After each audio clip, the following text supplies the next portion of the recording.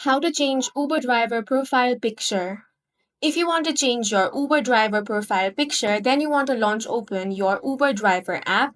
Then you want to tap on the account icon. Now you want to navigate to your account settings within the app.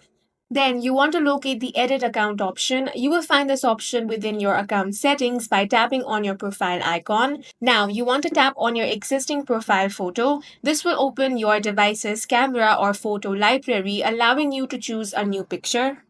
Now you want to select the desired photo and make any necessary adjustments. Once you've chosen your new photo, save the changes to your account. This will submit your new photo for approval.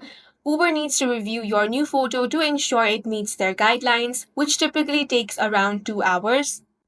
Once approved, your new profile picture will be displayed on both driver and rider accounts. And that's it for this video. If you found it useful, make sure to hit the like button and subscribe for more videos like this.